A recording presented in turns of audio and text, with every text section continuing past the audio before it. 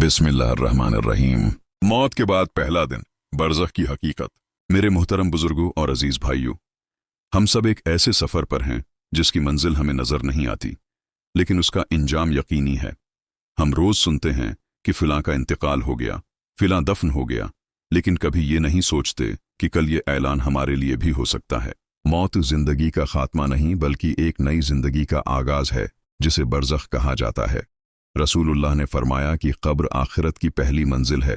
जब मौत का वक्त आता है तो फरिश्ता मौत आता है। नेक बंदे की रूह जिस्म से आसानी के साथ निकलती है, जबकि गुनाहगार की रूह सख्ती से निकाली जाती है। ये वो लम्हा है जब ना ताकत काम आती है ना अक्ल। जब इंसान को कब्र में रखा जाता है, मिट्टी डाली जाती है और लोग वापस चले जाते हैं, तो हदीस के मुताबिक मायत उनके कदमों की आवाज़ सुनता है। इसके बाद कब्र की खामोश दुनिया शुरू हो जाती है। उसी वक्त दो फरिश्ते, मुनकर और नकीर, आते हैं और 3 सवाल करते हैं। तेरा रब कौन है? तेरा दीन क्या है? तेरा नबी कौन है? यहाँ न कोई मददगार होता है और न कोई सिफारिश, सिर्फ ईमान और अमल काम आता है। अगर बंदा सच्चा मोमिन हो, नमाज का पाबंद हो और तौबा करने वाला हो, तो वो दरस्त जवाब दे देता है। उसकी कब्र रोशन कर दी जाती है और वो आराम की नींद सोता है।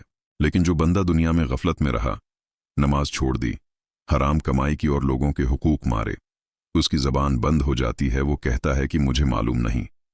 फिर कब्र उसके लिए तंग कर दी जाती है और वो अजाब में मुब्तला हो जाता है। कब्र सिर्फ मिट्टी का गढ़ा नहीं बल्कि एक मुकम्मल दुनिया है। कोई वहाँ सुकून में है और कोई तकलीफ में। ये हालत क़ियामत तक रहती है। रसूलुल्लाह कब्र के पास खड़े होकर रोए और फरमाया कि मैंने कब्र जैसा खौफनाक मंजर नहीं देखा। हम अक्सर कहते हैं कि अभी वक्त है, बाद में तौबा कर लेंगे, लेकिन हकीकत यह है कि ना हमें अपने कुल का इल्म है और ना अगले लम्हे का। कितने लोग थे जो कल हमारे साथ थे और आज कब्र में हैं। अगर हम चाहते हैं कि हमारी कब्र रोशन हो और बरज़ख आसान हो, तो हमें अभी से तैयारी करनी होगी। नमाज की पाबंदी, सच्ची तौबा, वालिदीन की रिज़ा और लोगों के हुकूक अदा करना ही नजात का रास्ता है। ऐ अल्लाह, हमें मौत की तैयारी करने वाला बना दे, हमारी कब्रों को आसान फरमा दे और हमें आखिरत की कामयाबी अता फरमा। आमीन।